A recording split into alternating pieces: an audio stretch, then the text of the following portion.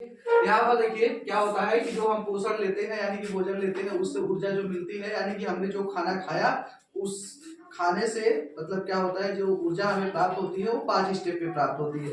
पहला क्या होता है अंतर्ग्रहण, हमने भोजन को मुंह में लिया, ठीक, उसको अंतर्ग्रहण बोला जाएगा। दूसरा क्या होता है पाचन, ठीक। पाचन कैसे होता है बेटा, जैसे हम मान लेते हैं कि ये हमारा क्या है शरीर है, ठीक। इस शरीर में ये क्या है कोशिका है, ठीक।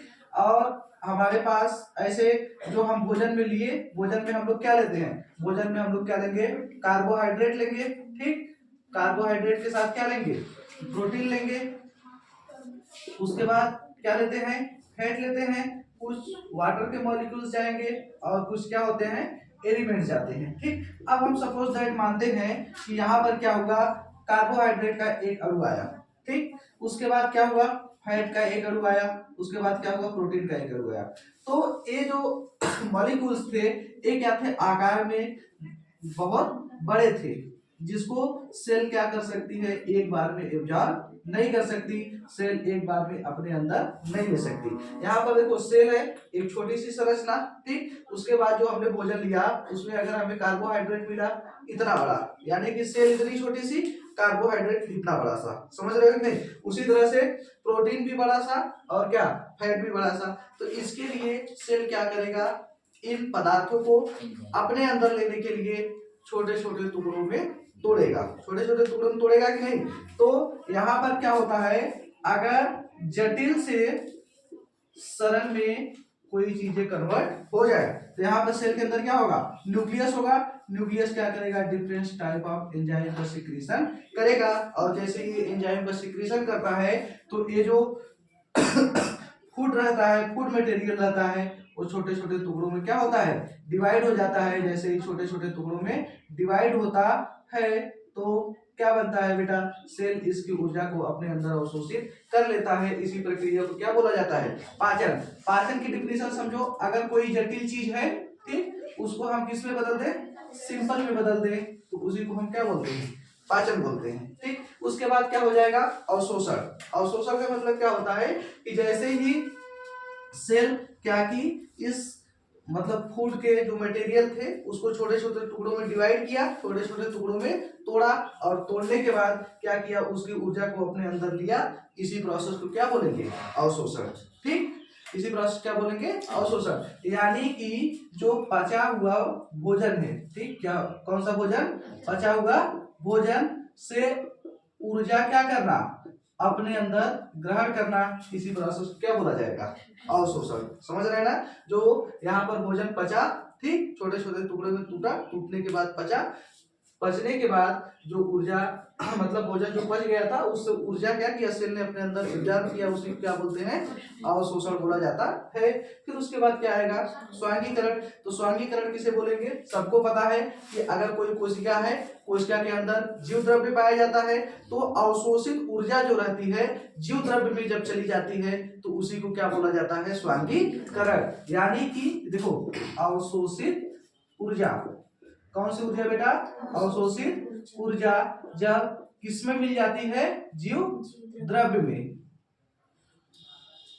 यहाँ पे लिख देते हैं यहाँ पर जीव द्रव्य। अवशोषित ऊर्जा किसमें मिल जाएगी जीव द्रव्य में। जब अवशोषित ऊर्जा जीव द्रव्य में मिलेगी तो इसी प्रोसेस को क्या बोला जाएगा स्वांगीकरण। उसके बाद क्या होता है बहिक्षेपण, मतलब कि जितने भी मॉलिक्यूल्स आए थे उसमें से मतलब कुछ मॉलिक्यूल्स को सेल ने अपने अंदर एब्जॉर्ब कर लिया और कुछ ऐसे मॉलिक्यूल्स थे जो पूरी तरह से पाचन जिसका मतलब पूरी तरह से पाचन नहीं हुआ, और जिन पदार्थों का पूरी तरह से पाचन नहीं हुआ तो उसी को क्या किया जाता है एनस के द्वारा यानी कि गुदा द्वार के द्वारा क्या होता है बाहर निकाल दिया जाता है शरीर से।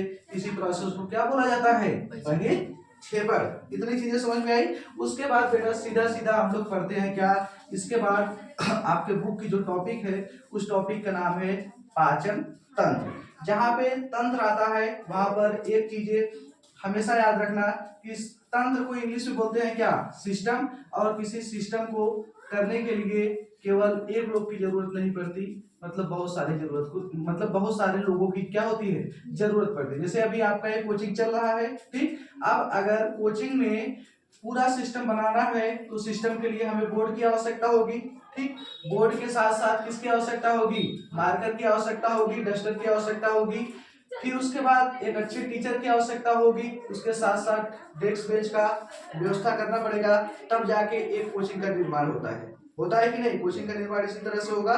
ठीक, उसी तरह से यहाँ पर अगर हम पाचन तंत्र को पढ़ेंगे, यानी कि जो पाचन की हमारी क्रिया होती है, उस पूरे प्रोसेस को कंप्लीट करने के लिए जितने भी ऑर्गन्स बॉडी के यूज में लाए जाते हैं, उन सबका यहाँ पर क्या किया जाएगा, अध्ययन किया जाएगा। ठीक है, जैसे हम यहाँ पर बेटा हेडिंग डालते हैं क्या, पाचन तंत्र।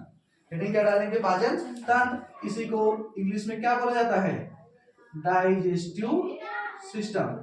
इसको इंग्लिश में क्या बोलेंगे, डाइजेस्टिव सिस्टम। डाइजेस्टिव मतलब क्या होता है, किसी चीज का पचना।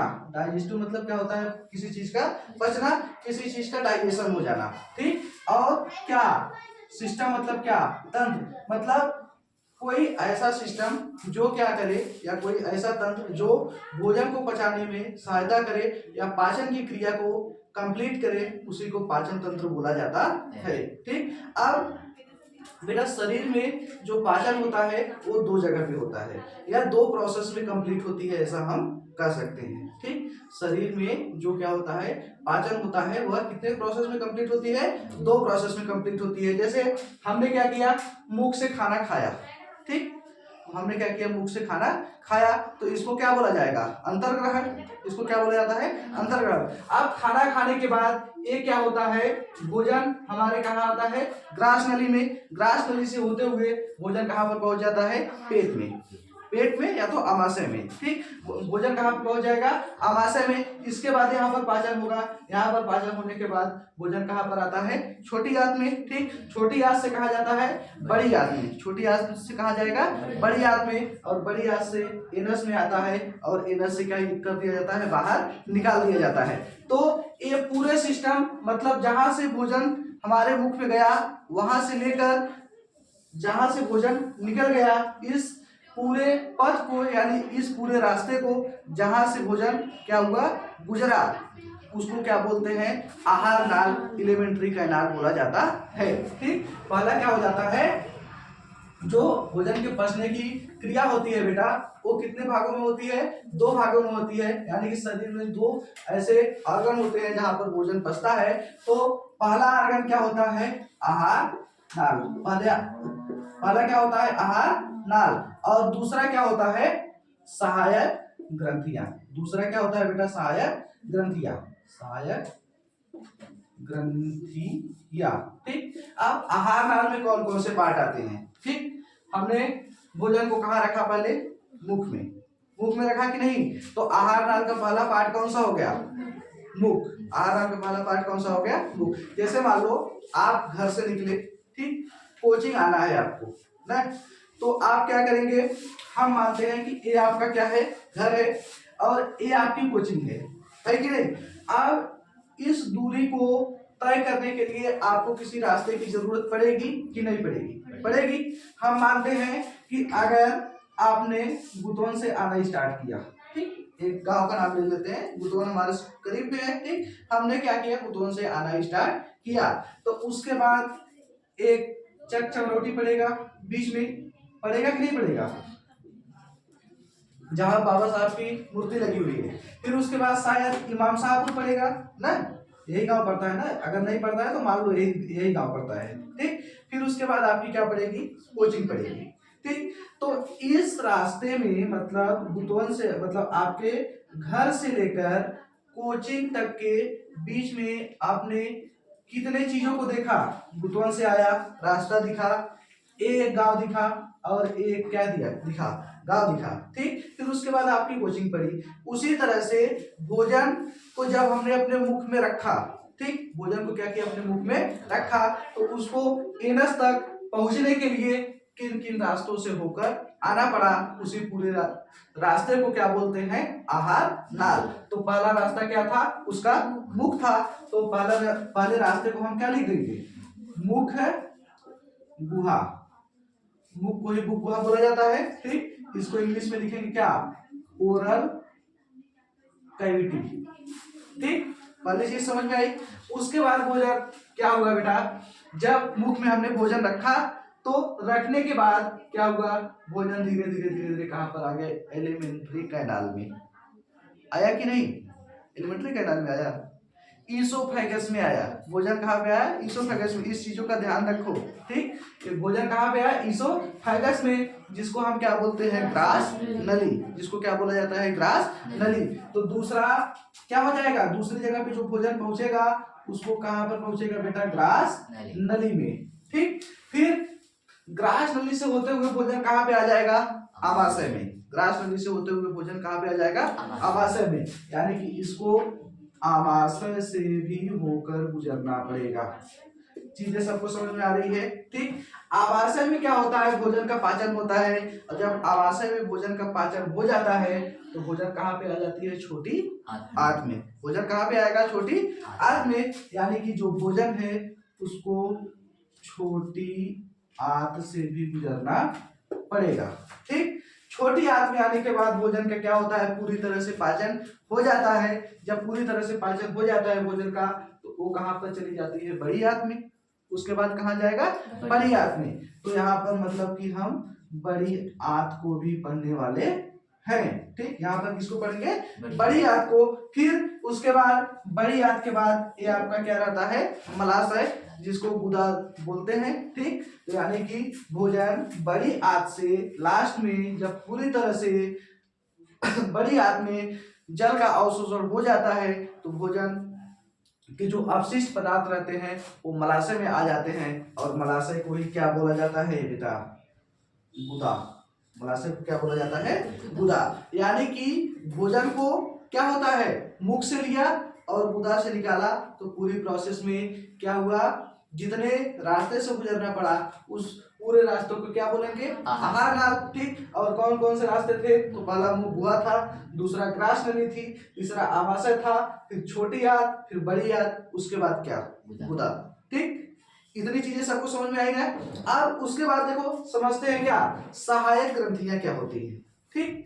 जैसे हमने मुख में भोजन को रखा, मैंने कल आपको बताया था कि बेटा ये जो डाइजेशन होती है, डाइजेशन कैसी होती है, फिजियोकेमिकल प्रोसेस होती है, यानी कि इसमें फिजिक्स का भी यूज हो रहा है और इसमें क्या हो रहा है, केमिस्ट्री का भी यूज हो रहा है, ठीक। डाइजेशन क्या होता है, यह एक टाइप का फिजियोकेमिकल प्रोसेस होता है। फिजियोकेमिकल का मतलब समझते हैं कि इसमें क्या हो रही है, कुछ भौतिक क्रियाएं भी हो रही हैं और उसके साथ साथ कुछ रासायनिक क्रियाएं भी इसके अंदर हो रही है।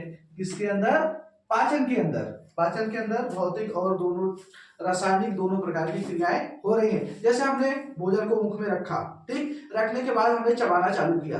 जब चबाते हैं, भौतिक का मतलब किसी चीज को पीटना, किसी चीज को काटना, किसी चीज को तोड़ना, उसको क्या बोलेंगे, भौतिक। तो हम मुख में क्या कर रहे हैं, भोजन को चबा रहे हैं, भोजन को तोड़ रहे हैं, भोजन को काट रहे हैं, भोजन को पीस रहे हैं, पीस रहे नहीं पीस रहे हैं, यानी कि दांत हमारी कौन सी एक्टिविटी कर रहा है, दांत भौतिक एक्टिविटी को कर रहा है, फिजिकल प्रोसेस को कर रहा है। चीजें समझ में आई, ठीक। उसी तरह से जैसे ही क्या होता है, दांत अपना कार्य करता है तो मुख के साइड में, उस कान के पास, कुछ जीभ के नीचे, कुछ दांत के बगल में, ठीक, क्या होती हैं, कुछ ग्रंथियां पाई जाती हैं जो एंजाइम का सिक्रेशन करना स्टार्ट कर देती है। ग्रंथियां क्या करती है, एंजाइम का सिक्रेशन करना स्टार्ट कर देती है। तो वो कौन सी प्रोसेस हो गई, रासायनिक प्रोसेस। समझ रहे हो कि नहीं, भोजन को हमने काटा और ग्रंथियां क्या की, एंजाइम का सिक्रेशन की। तो मतलब काटना एक भौतिक प्रोसेस और एंजाइम का निकलना कौन सा प्रोसेस हो गया, रासायनिक प्रोसेस, ठीक। तो यहाँ पर बेटा हमने क्या देखा कि एलिमेंट्री कैनाल में हमने देख लिया कि हमने भोजन को मुख में रखा। अब हम सहायक ग्रंथियों में क्या करेंगे, सहायक ग्रंथियों में देखेंगे कि जब हमने भोजन को मुख में रखा तो मुख में किसी टाइप की ग्लैंड ने काम किया या नहीं किया, यही देखेंगे ना। तो जब हमने भोजन को मुख में रखा तो यहाँ पर पहली सहायक ग्रंथि जो क्या होती, लार ग्रंथि है, जिसको बोला जाता है, इन्होंने अपना काम करना क्या कर दिया, स्टार्ट कर दिया। यानी इन्होंने टाइलिन और लाइसोजाइम नाम के जो क्या होते हैं एंजाइम होते हैं उसका सिक्रीशन करना स्टार्ट कर दिया। तो अभी हम केवल लाल ग्रंथियों के देखते हैं कि मुख में क्या हुआ, लाल ग्रंथियां आना स्टार्ट कर दी। उसके बाद ये जो हमारी ग्रास नली होती है इसमें किसी भी प्रकार के भोजन का पाचन नहीं होता है।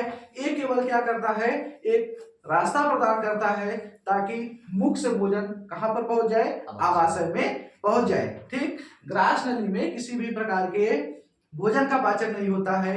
ये बेटा केवल और केवल एक रास्ता प्रदान करता है ताकि उस रास्ते से भोजन जो हमारा मुख में था, मुख से कहां पर पहुंच जाए, आमाशय में पहुंच जाए। ठीक, ये क्या हो गई, लाल ग्रंथियां हो गई। ठीक, उसके बाद जैसे ही भोजन कहां पे आएगा, हमारा आमाशय में। ठीक, अब भोजन जब आमाशय में आ जाएगा तो आमाशय से भी क्या होता है, किसी प्रकार के एंजाइम का सिक्रीशन होगा कि नहीं होगा, बताइए। जब भोजन क्या हुआ, आमाशय में आ गया तो वहां पर किसी प्रकार के एंजाइम का सिक्रीशन होगा कि नहीं होगा।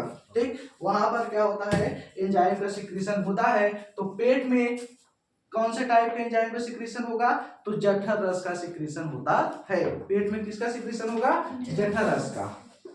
ठीक, उसके बाद बेटा क्या होता है, जैसे ही भोजन आमाशय में पूरी तरह से पचा। ठीक, भोजन क्या हुआ, आमाशय में पूरी तरह से पचा, जितना पचना था उसको, मतलब भोजन को आमाशय में पच गया। उसके बाद पचने के लिए कहां पर आएगा, छोटी आंत में। ठीक, पचने के लिए कहां पर आएगा, छोटी आंत में। जब छोटी आंत में आएगा तो एंजाइम का सिक्रीशन कौन कौन करेगा, एक तो लीवर करेगा।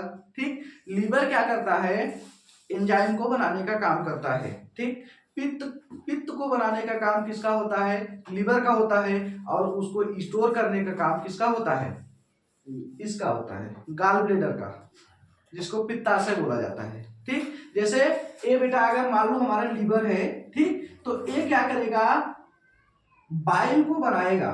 ये क्या करेगा, बाइल को बनाएगा, यानी कि पित्त को बनाएगा। ठीक, और इसको स्टोर करने का काम, मतलब एक जगह पर जुटा कर रखने का काम कौन करेगा, गाल ब्लेडर। इसी को पित्ताशय बोला जाता है। इसको स्टोर करने का काम कौन करेगा, गाल ब्लेडर। इसको स्टोर करने का काम कौन करेगा, गाल ब्लेडर। यानी कि जठर ग्रंथियों के बाद कौन सी सहायक ग्रंथियां हो जाएंगी, तो एक लीवर हो जाएगा, यानी कि जिसको हिंदी में क्या बोलेंगे, यकृत। लीवर को हिंदी में क्या बोलेंगे, यकृत। ठीक, इतने चीजें सबको समझ में आ रही है। अब जब यकृत अपना काम कर दिया तो ये भी क्या करेगा, कुछ काम करेगा। जैसे मान लो कि यकृत ने बाइल को बनाया और गाल ब्लेडर क्या किया, उसको एक जगह पर स्टोर करके रखा। ठीक, अब जब पाचन में उस स्टोर जो एंजाइम है उसकी जरूरत पड़ेगी तो उस एंजाइम को सीक्रेट करने का काम कौन करेगा, तो गाल ब्लेडर करेगा, यानी कि पित्ताशय करेगा। समझ रहे हैं ना, इसको गाल। इसके बाद हम लोग क्या पढ़ेंगे, पित्ताशय। इसके बाद क्या पढ़ा जाएगा, पित्ताशय। ठीक, ये केवल ऐसे पार्ट हैं जहां से एंजाइम का क्या हो रहा है, सिक्रीशन हो रहा है। ठीक, इसके बाद क्या पढ़ा जाएगा, पित्ताशय।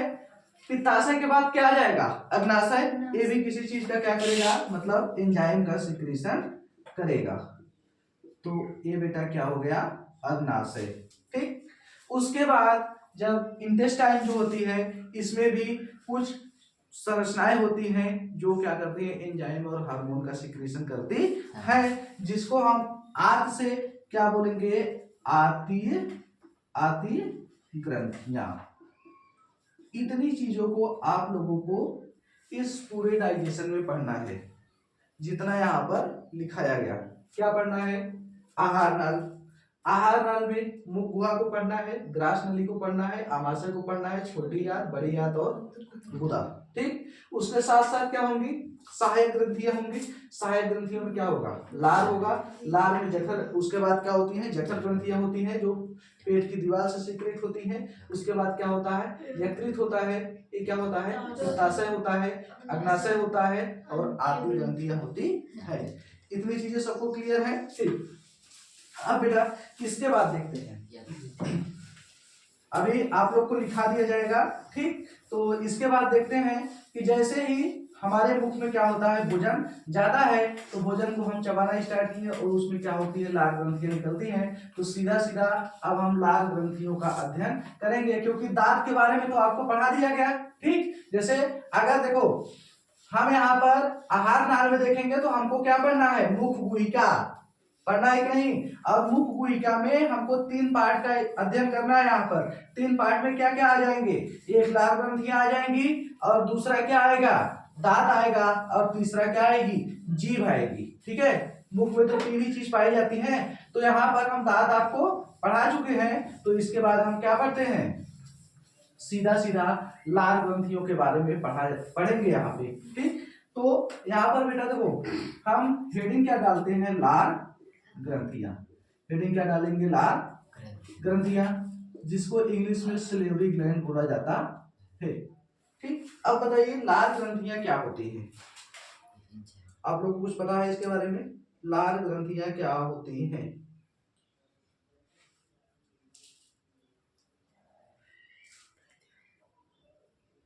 किसी कुछ नहीं पता, इतना तो अभी लार के बारे में ही बता रहे हैं ना, लार ग्रंथियां लार का सिक्रेशन करेंगी।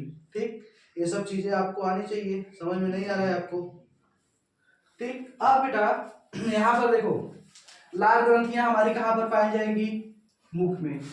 ठीक, लाल ग्रंथियां कहाँ पर पाई जाएंगी, मुख में। इसी को मुख बोलो चाहे मुख गुहा बोलो। ठीक है, इसी को मुख बोलो चाहे क्या बोलो, मुख गुहा बोलो। ठीक, तो यहाँ पर इसको अगर इंग्लिश लिखना हो तो माउथ या माउथ कैविटी। ठीक, माउथ कैविटी, और इसी को क्या बोला जाता है, बक्कल कैविटी। बक्कल का नाम सब लोग सुने हैं, लड़कियां लगाती हैं। ठीक, बक्कल क्या होता है, मुख के जैसा खुलता है और बंद भी हो जाता है, होता है कि नहीं होता है, तो उसी को क्या बोला जाता है। इसीलिए जैसे मुख होता है बक्कल के जैसा खुलता और बंद होता है, उसी तरह से माउथ भी होता है, बक्कल की तरह खुलेगा और बंद होगा, उसी इसीलिए इसको क्या बोला जाता है, बक्कल कैविटी के नाम से भी जाना जाता है। यहाँ पर हम लोग किसका अध्ययन करेंगे, लाल ग्रंथियों का। किस चीज का अध्ययन करेंगे, लाल ग्रंथियों का। तो मनुष्य के शरीर में 3 प्रकार की लाल ग्रंथियां पाई जाती है। कितने प्रकार की लाल ग्रंथियां पाई जाती हैं, 3 प्रकार की लाल ग्रंथियां पाई जाती हैं, जिसको क्या बोलते हैं, पहला पैरोटिड, पहले को क्या बोलेंगे, पैरोटिड, पैरोटिड ग्रंथि। ठीक, और बेटा यही पैरोटिड ग्रंथि जो सांप होता है उसमें जहर बनाने का काम करता है। ठीक, सांप में जहर का सिक्रेशन या जहर का श्रावण कहाँ से होता है, जो मनुष्य या किसी भी जुधारी के लिए क्या होता है, बहुत हानिकारक होता है। तो इसी पैरोटिड ग्रंथि के द्वारा क्या होता है, जहर का सिक्रेशन होता है। ठीक, उसके बाद एक होता है सब लिंगुअल, एक क्या होता है, सब लिंगुअल, ये क्या होती है, दूसरा प्रकार है किसका, लाल ग्रंथि का। और तीसरा क्या होता है, सब मेडुलरी, एक कौन सा प्रकार हो गया, तीसरा प्रकार हो गया। ठीक, इतनी चीजें सबको समझ में आई। मनुष्य के मुख में 3 प्रकार की लाल ग्रंथियां पाई जाती है। पहले को पैरोटिड ग्रंथि बोलते हैं, दूसरे को सबलिंगुअल, और तीसरे को क्या, सब मेडुलरी। ठीक, और जो सांप होता है वो उसमें जो जहर का सिक्रेशन होता है, पॉइजन का सिक्रेशन होता है, वो इसी पैरोटिड ग्रंथि के द्वारा होता है। इतनी चीजें सबको समझ में आई। अब बेटा क्या होता है, इन लाल ग्रंथियों से ये जो पैरोटिड ग्रंथि होती है, ये क्या होती है, सबसे बड़ी ग्रंथि होती है। और इतना जानते रहो कि एक मनुष्य में क्या होता है, एक दिन में 1.5 लीटर लार का सिक्रेशन होता है। एक मनुष्य में क्या होता है, एक दिन में 1.5 लीटर लार का सिक्रेशन होगा। यानी कि हम बोल रहे हैं तो हमारा मुख क्या है, गीला है। तो गीला क्यों है, लार की वजह से, है कि नहीं।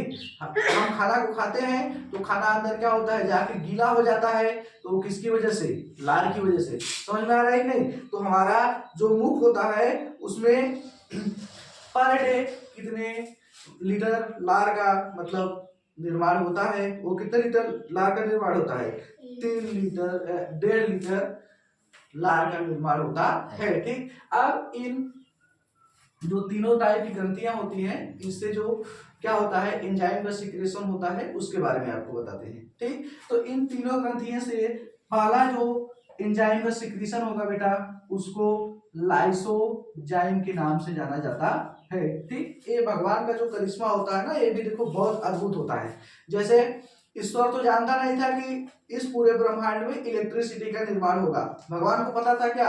नहीं पता था, लेकिन उसका माइंड इतना तेज चलता था कि उसने क्या किया, वो जानता था कि जब इलेक्ट्रिसिटी बनेगी तो पक्षी क्या करेंगे, उसके तार पे बैठेंगे। इसलिए कुछ ऐसे चीजों का निर्माण किया जो क्या हुआ, अगर वो तार पे बैठेगी तो उसको करंट नहीं लगेगा। अगर तू सब 11,000 वोल्टेज छू के देखा, जो अपने आप के महारथी समझत हुए, तो फिर समझ में आएगा ना कि करंट कितना तेज लगता है बेटा, उससे हमारी जान भी जा सकती है, जान चली भी जाएगी। ठीक, अगर 11,000 वोल्टेज के तार को हम नंगे तार को छू देते हैं तो जान चली जाएगी, लेकिन क्या हुआ, पक्षी की जान नहीं जाती है, क्योंकि उसके पैर में क्या होता है, ब्लड सर्कुलेशन नहीं होता है। ठीक, अब यहाँ पर क्या हुआ, जैसे छोटे बच्चे होते हैं, छोटे बच्चे क्या करते हैं, नीचे की रोटी उठाएंगे, गटाक से खा जाएंगे। 1 साल का बच्चा, 1.5 साल का बच्चा, वो क्या करेगा, हम जैसे हाथ को धोते हैं, एकदम नीट एंड क्लीन रहते हैं, सफाई का ध्यान रखते हैं, छोटे बच्चे उतना ध्यान दे पाते हैं क्या? नहीं दे पाते, क्योंकि उनको इतना नॉलेज ही नहीं है कि ये बैक्टीरिया क्या होते हैं, ये वायरस क्या होते हैं, फंजाई क्या होते हैं, छोटे बच्चों को पता है? नहीं पता है। तो वो क्या करते हैं, सीधा उस चीज को गटक जाते हैं अंदर। ठीक, तो इसलिए क्या होता है, जो लाइसोजाइम होता है, ये मुख में आए हुए बैक्टीरिया को मारने का काम करता है। लाइसोजाइम क्या करेगा, आए हुए बैक्टीरिया को मारने का काम करेगा। यानी कि लाइसोजाइम जो होता है बेटा, ये क्या होता है, कीट भक्षी होता है। कितने लोगों को चीजें समझ में आई? लाइसोजाइम क्या होता है, कीट भक्षी होता है। इतनी चीजें सबको समझ में आई। फिर उसके बाद देखो, दूसरा जो एंजाइम सीक्रेट होता है उसको हम किस नाम से जानते हैं, टाइलिन के नाम से जानते हैं। दूसरा एंजाइम क्या होता है, टाइलिन। और तीसरा एंजाइम जो होता है वो क्या होता है, डायस्टेज।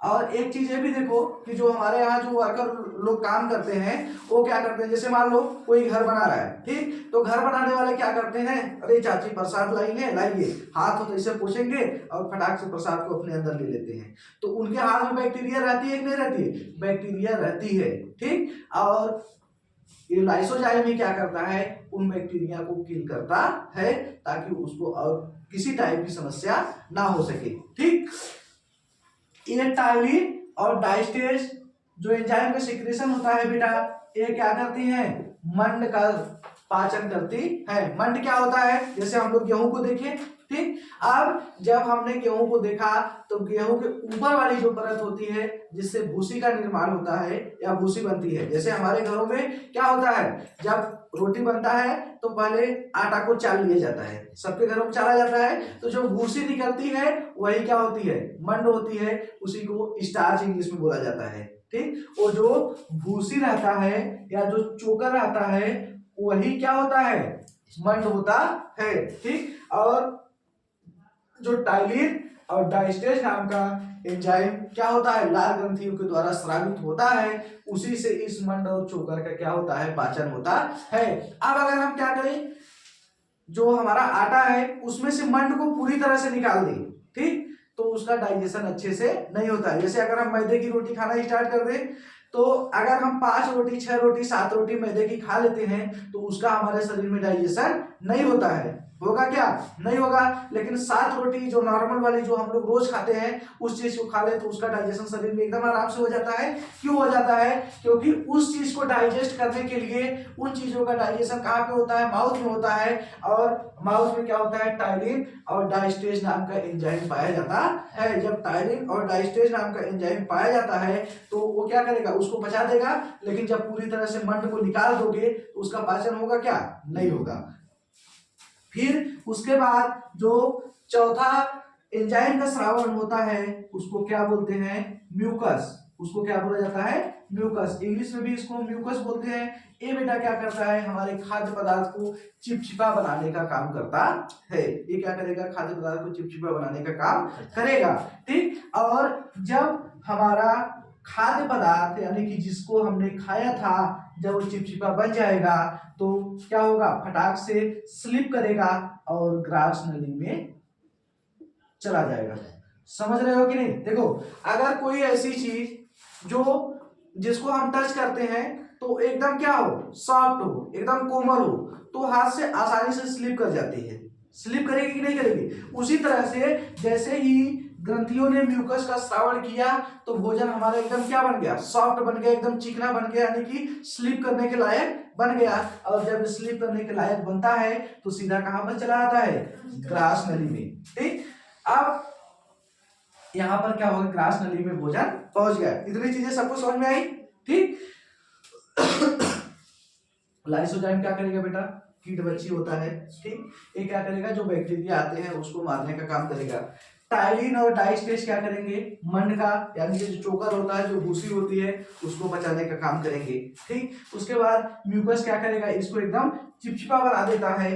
और जब चिपचिपा भोजन बन जाता है, एकदम सॉफ्ट, मतलब स्लिप करने के लायक, फिसलने के लायक बन जाता है, तो फिसल के कहाँ पे चला आएगा, ग्रास नली में। कभी कभी हम क्या करते हैं, खाना को खाते हैं, चबा रहे हैं चबा रहे हैं चबा रहे हैं, तो अगर मान लो दांत के नीचे सिटकी आ गई, खटाक से बोला, तो क्या करते हैं, खाना को बाहर गिराते हैं। है? जब बाहर गिराते हैं तो हम देखते हैं कि हमने इतना बड़ा खाना खाया था और ये क्या हुआ, छोटे छोटे टुकड़ों में डिवाइड हो गया। हुआ कि नहीं? खाना क्या हुआ, जैसे दांत से चबाया हमने तो खाना क्या हुआ, छोटे छोटे टुकड़ों में डिवाइड हो गया। और डिवाइड होने के साथ साथ इसमें क्या होते हैं, कुछ तरल पदार्थ भी मिल जाते हैं। मिलते हैं कि नहीं? नहीं मिलते तो आज जाके देखना, ना सिटकी पड़े तब वो खाना पूछ के हाथ सजने ले जाए। ठीक, तो हाथ में लेंगे तो यहाँ पर क्या होगा, भोजन छोटे छोटे टुकड़े में डिवाइड होता है और डिवाइड होने के साथ साथ उसमें कुछ तरल पदार्थ भी क्या होते हैं, मिल जाते हैं। तो तरल पदार्थ और भोजन का छोटा छोटा टुकड़ा सबको एक साथ मिलाकर बेटा क्या बोला जाता है, बोलस। उसको क्या बोलेंगे, बोलस। समझ रहे कि नहीं? मुख में जितना पाचन होगा, पाचन होने के बाद जो भोजन ग्रास नली में पहुंचेगा, उसी पूरे भोजन को एक साथ मिलाकर हम क्या बोलते हैं, बोलस बोला जाता है। ठीक, अब उसके बाद देखो हम किसके बारे में पढ़ते हैं, ग्रास नली के बारे में पढ़ते हैं। 10-20 मिनट और रुकना, फटाक से खत्म हो जाएगा। ठीक, अब ज्यादा बड़ी कल पढ़ाएं, अब ग्रास नली पढ़ लो, उसके बाद बाकी चीजें कल वाले लेक्चर में देखेंगे। ठीक है, ये ग्रास नली, ग्रास नली बेटा क्या होता है, ग्रास नली एक 18 से 20 सेंटीमीटर या 15 से 20 सेंटीमीटर भी कर सकते हैं। 15 से 20 सेंटीमीटर की एक संरचना होती है जिसमें किसी भी प्रकार के पाचन का कार्य नहीं होता है, यानी कि भोजन का पाचन क्या होता है, ग्रास नली में नहीं होता है। लेकिन ग्रास नली क्या करती है, एक रास्ता प्रदान करती है, जैसे जिससे कि भोजन क्या होता है, आमाशय में आसानी से पहुंच जाता है। ग्रास नली क्या करेगा, एक रास्ता प्रदान करेगा जिससे भोजन क्या होता है, आसानी से आमाशय में पहुंच जाए। जैसे सपोज दैट हम यहाँ पे मानते हैं कि ये हमारा बेटा क्या हो गया, ग्रास नली, ये पोलियो वाला ग्रास नली बन गया था, ये क्या हो गया, ग्रास नली। ठीक, ग्रास नली। अब यहां से ये हमारा पेट वाला भाग। ठीक, तो हम मानते हैं कि यहां से भोजन आया माउथ से, और जैसे ही भोजन यहाँ पे आया तो ये क्या किया, धड़ाम से गिरा पेट में। धड़ाम से कहा गिरा, पेट में। तो जैसे ही भोजन अगर डायरेक्ट का क्या होता है, पेट में गिर जाता है, तो इससे हमारे पेट की जो पेशियां होती हैं उसको चोट लगेगा। चोट लगेगा कि नहीं, पेट में दर्द होना स्टार्ट हो जाएगा। जैसे क्या किए, हम छत पे चढ़े और छत से किसी चीज को गिरा दिए। ठीक, अब गिराएंगे तो अगर अर्थ की सरफेस पे गिरेगा तो मिट्टी भी थोड़ा सा अंदर चली जाती है, पिछक जाती है। उसी तरह से बताओ, खाना सीधा हमारे पेट में गिरेगा तो हमको दर्द होगा कि नहीं होगा, होगा ना। तो ये ग्रास नली बेटा केवल इतना काम करता है कि खाना जो है उसको पेट में धीरे धीरे ले जाने का काम करता है। और इस ग्रास नली में क्या होता है, एक गति होती है जिसको क्रमानुकुंचन गति के नाम से जाना जाता है। तो भोजन जब यहाँ पर आता है तो भोजन ऐसे ऐसे ऐसे ऐसे होता हुआ धीरे धीरे क्या होता है, हमारे पेट में पहुंचता है। ठीक, इतनी चीजें समझ में आई सबको। और इस ग्रास नली की अगर हम लंबाई की बात करें तो 15 से 20 सेंटीमीटर। ठीक, आज की क्लास को बेटा यहीं पे बंद करते हैं। कल हम आपको क्या पढ़ाएंगे, पेट के बारे में बताएंगे, उसके साथ साथ लिवर, और लिवर के साथ क्या, गाल ब्लेडर, पैंक्रियाज, छोटी आंत, बड़ी आंत और गुदा। तो कल थोड़ा सा आप लोग टाइम देंगे तो फटाक से क्लास समझ में आ जाएंगे, क्योंकि आज समय लग गया हम लोग को कैमरा सेट करने में। ठीक, बंद कर दो।